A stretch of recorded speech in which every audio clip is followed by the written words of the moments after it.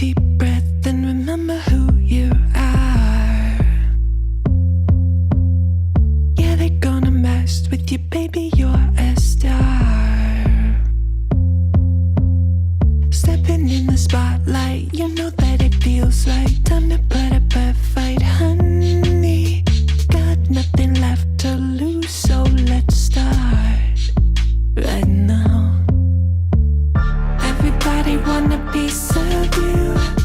Gotta give them what they want, it's true. You're symphonic, yeah, so iconic. If you didn't know before, now you know. Now you know. Take a big step away from who you were. Flashing that smile and the whole world's a blur. Positively powerful, back again for a Wednesday, although we're running a little bit behind schedule, but actually we're not. We're right on schedule. We just moved the schedule. Stacey Steinmiller joining me today, and it looks like I'm going to cut to you real quick because I need to fix something. So good morning, Stacey. Tell everyone how you're doing. Good morning. It is a beautiful day outside. It's chilly, but the sun is out and I love it. I had a great mastermind this morning with Rochester Rotary. So Sweet. I'm moving and grooving. That's awesome.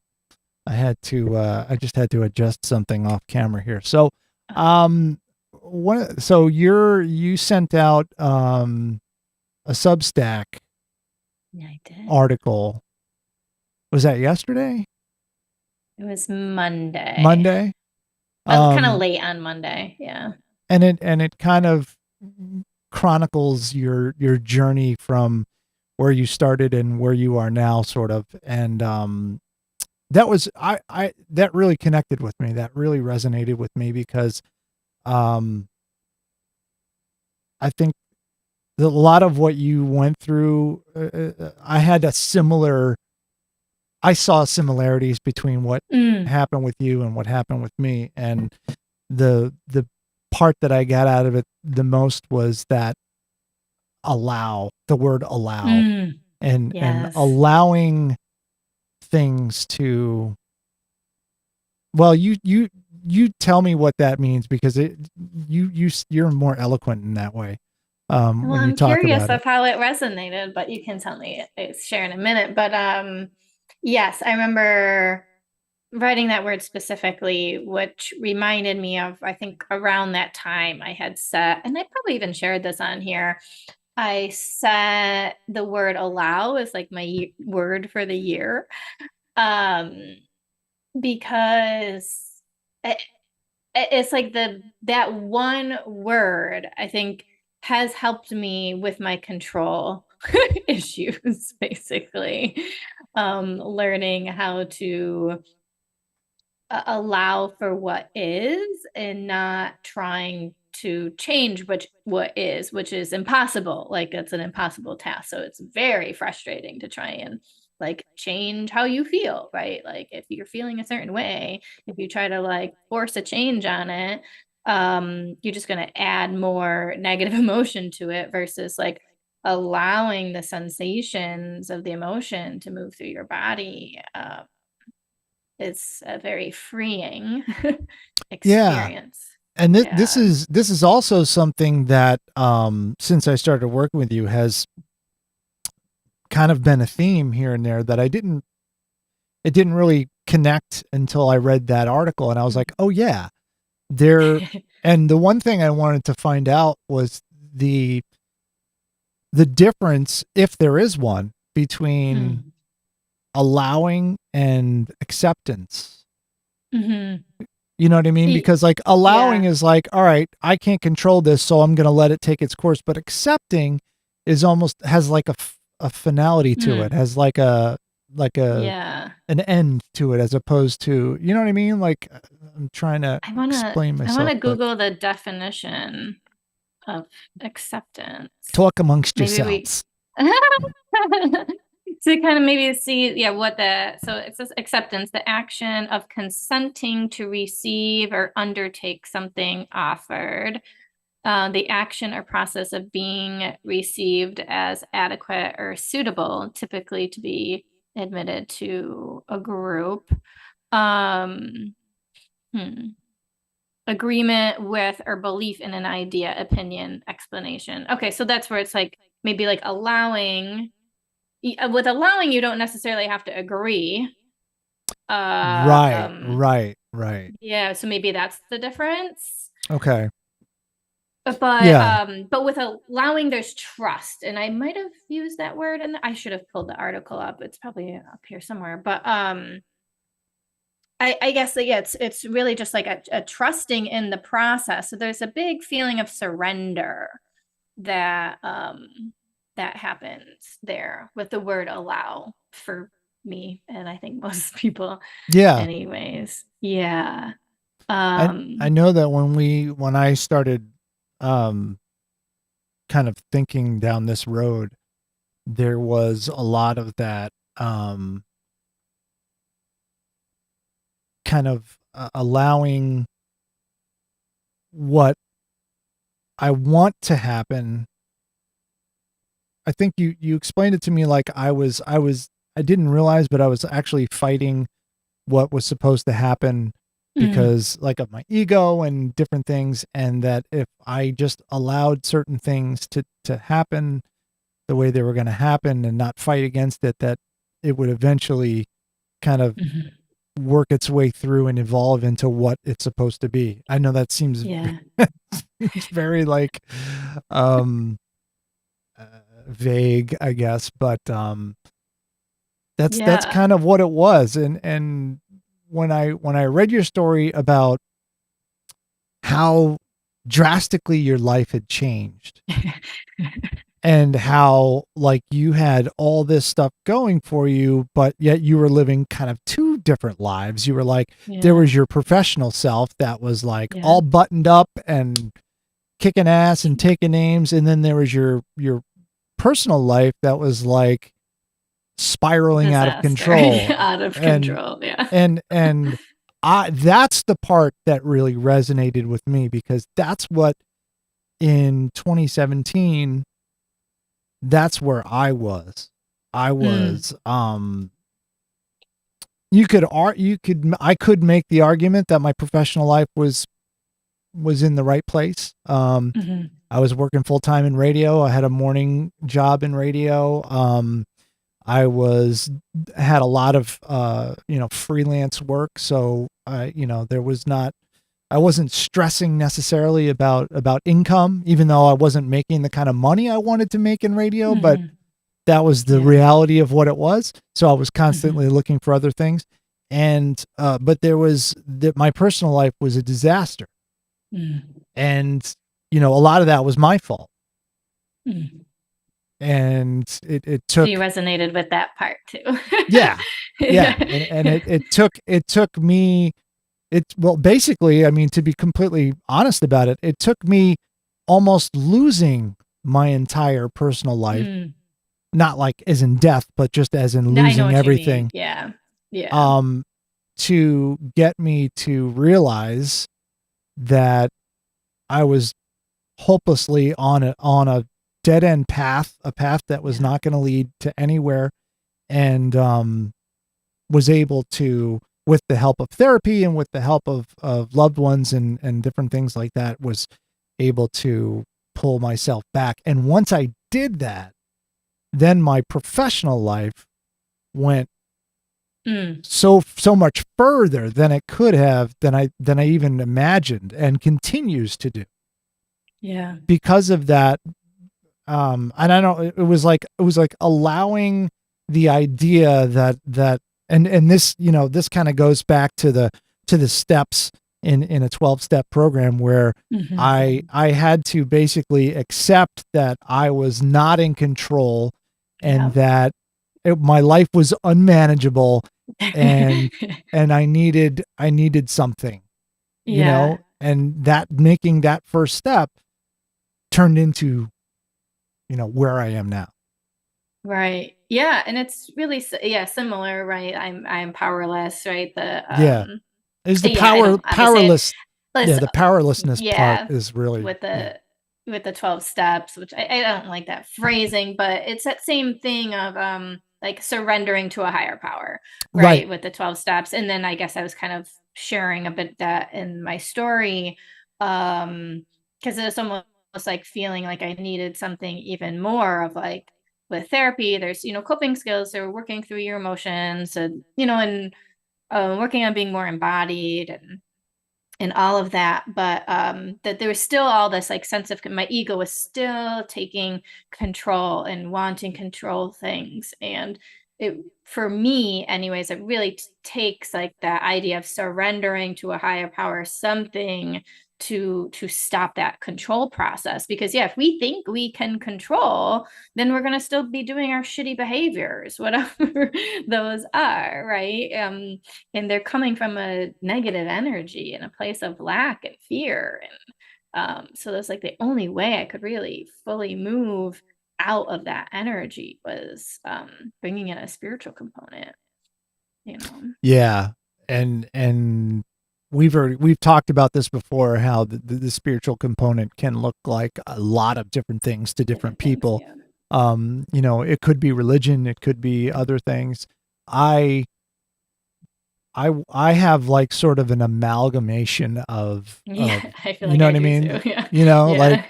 Like Yeah. I do a lot of work with my church. Though I don't consider myself a real, you know, super Hmm. Christian or anything like Yeah, that. yeah. Um my version of that religion is very personal, and I tend to think of the universe Hmm. and that Yeah. sort of higher, greater consciousness Yes. and infinite wisdom as the Yes. being, as opposed to the personification, in a Right. dude that Right. looks Like like, the man in the sky. yeah, Yeah. yeah, Sort of. yeah, Yeah. like Ted Yeah. Nugent, Totally. in a robe. So Sorry, I know you just put that image in my head now. Sorry. All of a we sudden, like, see. over at the I RT. always love how Jesus is portrayed in Family Guy, where Yes. Oh he's my kind of God. like a hippie and he's in sandals. He's like, "Hey Yeah. man, what's going Yeah. on?" Um, So good. So but good. that's what resonated with me, and for me it did start um on the 12-step journey. I didn't, and that works for a lot of people. It worked initially, I think, to get my mindset right in what I was wanting to accomplish, and then Yeah. I realized where I was in the grand scheme of all of that, and took my own path that worked for me. Yes. Yeah. Which some people can do, and I still credit a lot of my success in that area with from Anne Graham, who Oh, right. who is Yes. my Love Ian. therapist, and she was like a surrogate mother. Hmm. She was like the person I could turn to, and she could also would call me out and say, "Now I'm going to call you out on your BS, Scott. This is not, you got to think about what does this mean and what does that mean and stuff." It was really, really helpful. But going back to the spirituality and just the karma, I think karma Yeah. really started to Mm, play a huge part of my life, me in too. making my decisions. It was kind of like, that's not, the energy behind what you're thinking right now is not right, and it's gonna Yeah. go bad. It's gonna go bad. Yeah. Yeah. And you start to look at things really differently. And before before I didn't even realize how negative or how much in fear I was living, because I was just like normal. And it was how I became so successful. It's how everything, it's just like, oh, this is just how I am, or how we are, or how we need to be. Um, so yeah, so the concept of allowing, letting go, surrendering, it felt like a death. It was a complete death.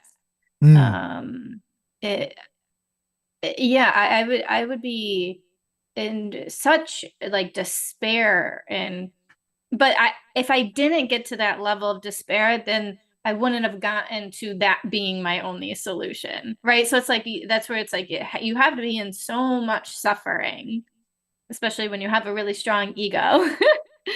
You have to be in so much suffering that you finally realize that is the only way to move through and get out of that continuously trying to control your reality from fear is just going to create more And of that.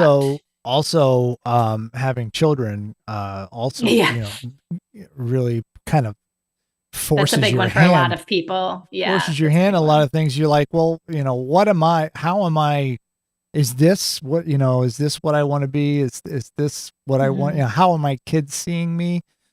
What do Yeah. I want to be for them? And you, like, for me, I put initially I put everything for them first. It was like, how do I want my kids to see me? How do I want my wife to see me? And Anne turned it around and said, no, how do you want to see yourself?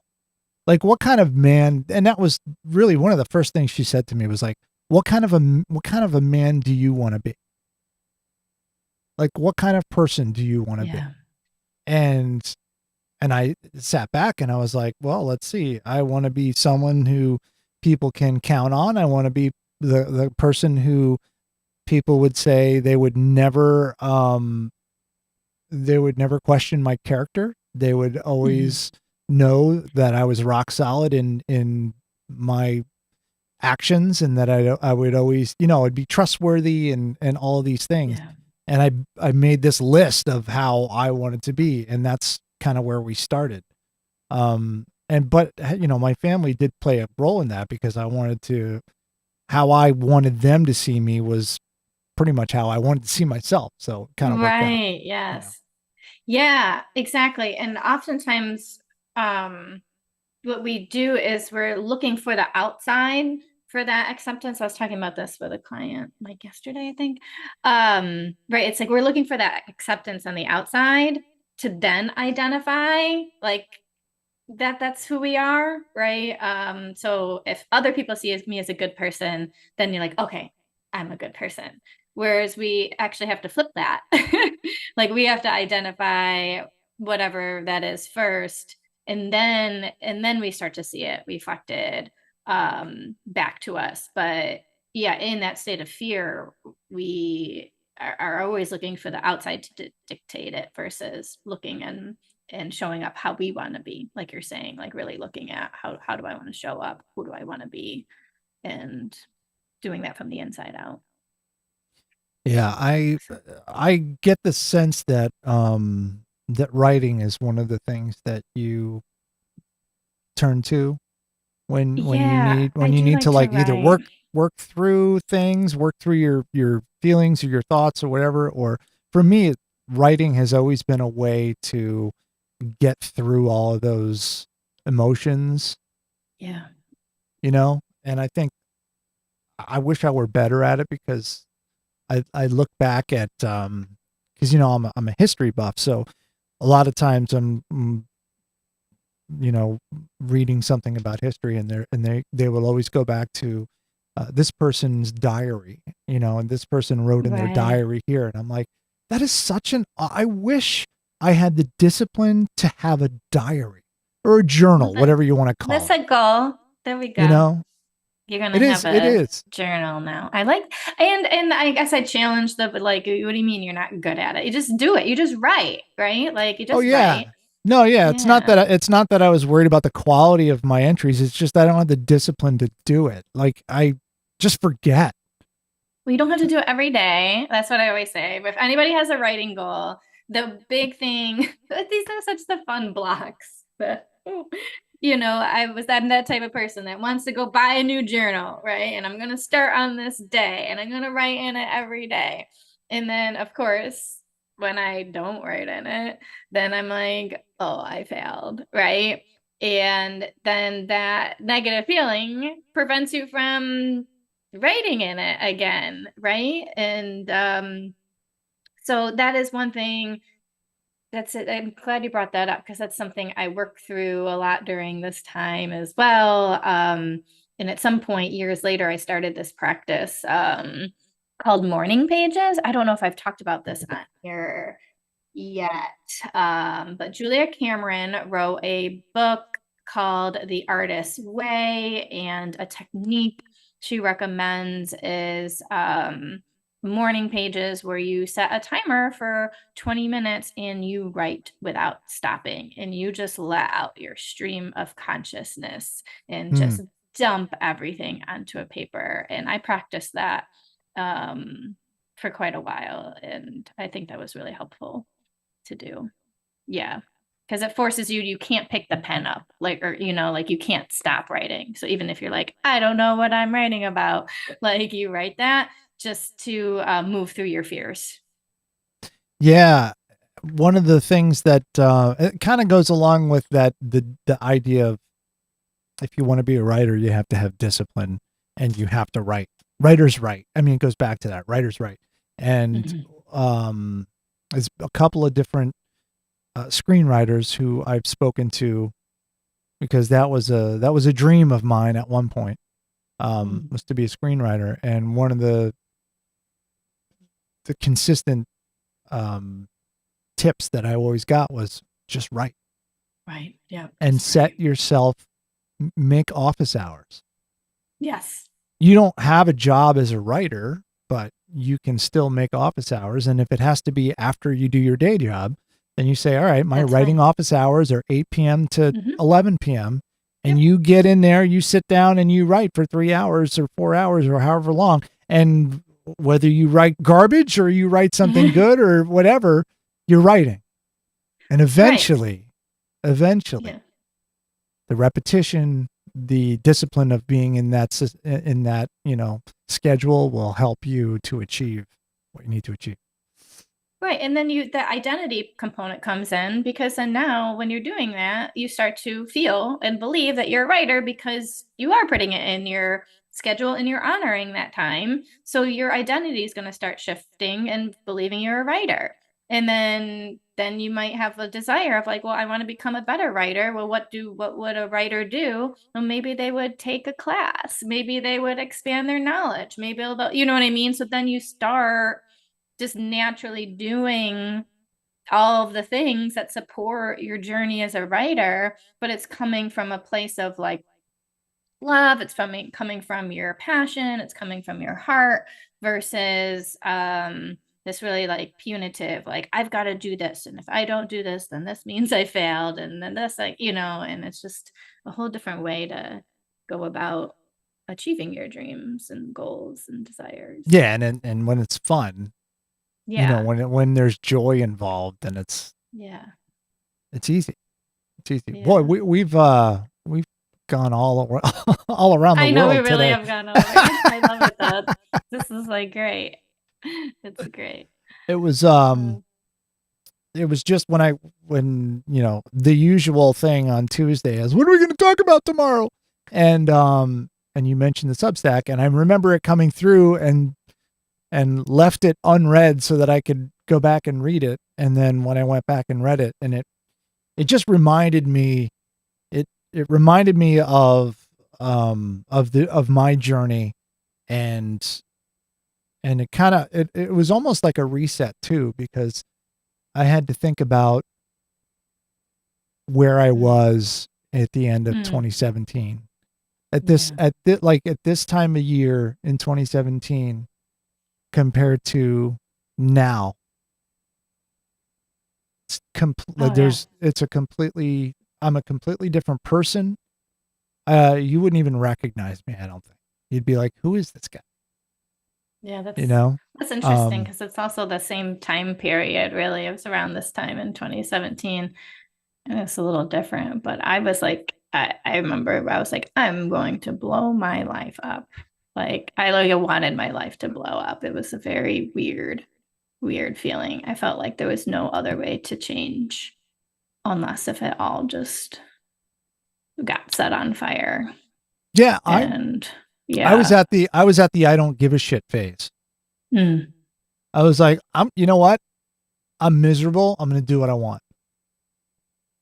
and I don't Yeah. care, which is obviously a very selfish and terrible But way when to you're be. in, but that's where, like, that's where like our suffering, I think I've said it, like it's selfish, right? Like, as we're in such an ego state and we can't see outside of our own suffering. And so it's just like, well, fuck it. Like, I'm suffering so much, but it's just, yeah, you can't see outside of yourself when you're that deep into suffering.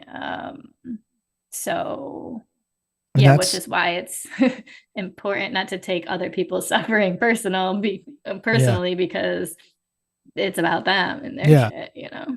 Yeah. and that's why I will always be the biggest cheerleader for therapy, Hmm. um one-on-one therapy, couples therapy, any kind of therapy, even if you don't think you need therapy, Yeah.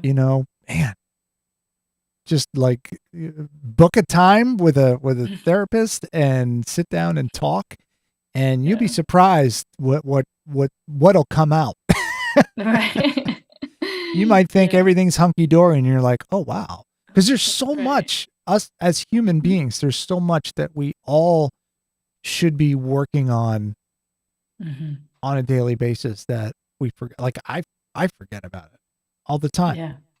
And I'm like, Oh, wait a yeah. second, I really should be thinking this way, or I should be doing this, or whatever. So I don't know. It's my soapbox moment, I guess.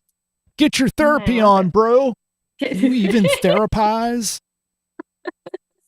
I like it. And I'm glad you enjoyed the article. I've gotten a lot of feedback on it. And so, yeah, I just decided a bit abruptly, there's patterns in my life here, that I'm going to do a blog on there. So Yeah. subscribe if you're interested. And that next one will come out next week. And it got me thinking, it was Yeah. like, I want to do the same thing. I want to do Hmm. the same thing. But I have to think about it some more. Yeah. I chatted with ChatGPT to help me. Yeah. And, it's just interesting.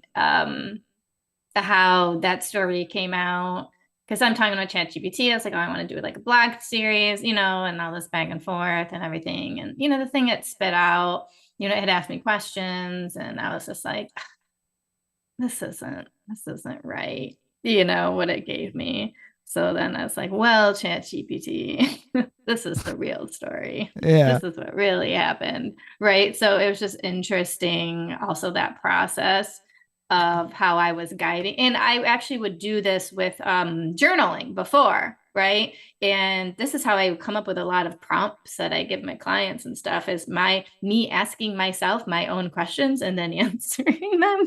Oh, So nice. it's just funny that I like did this little process with ChatGPT, and then and so I kind of led myself to recognizing this is the story I need to tell or to start this series with. And I was like, oh, because obviously it was very vulnerable. So I was like, of course, this is what I've got to do. Because if it doesn't hurt, if it doesn't feel uncomfortable, you're not growing, you're not stretching, your edges. And so I was like, yep, okay, this is it. So that's kind of a little behind the scenes of how that story came out. And from a just speaking from a client's standpoint, as I am your Hmm. client, Yeah, what's um that like?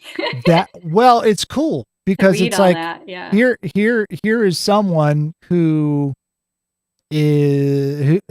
obviously doing the work, has Yeah. done the work, and is still So, working at trying to improve, at trying to yeah. get better, and that is inspiring for me. Yeah. And then it makes me go, hey, yeah, I got the right person. Good. That's always usually the feedback that I get from all my clients, is what they like most is they're like, Stacey, they feel like we're doing the work alongside of each other. It's Yeah, not that I've reached some stage of doneness and then I'm just like handing off this knowledge or something. It's just, I don't think exists, or anybody that right. does like say that. I'm always like, well, there is no done. But yeah, so it feels like this very more together, connected journey, and that I think I love on my end too Mhm. with my clients. And yeah, so I appreciate you sharing your perspective and how that feels on the other side. Absolutely. And we're going to wrap Take a up deep now, breath and remember who you are. even though we went all around the world in this one, but it's always fun to get this stuff out and just to talk about it and see where the conversation goes. RadicalLifeCoach.com for Stacey Steinmiller if you want to work with her or find out more. Subscribe to her Substack. Yeah. And definitely check out the article we were talking about today. We'll post a link to it in the comments below. Rockvox.com. We've got some exciting things coming up with some studio rebuilds and other things that are going to be very exciting. So keep an eye on the socials for those developments. And we'll see you next time on Positively Powerful. Big step away from home.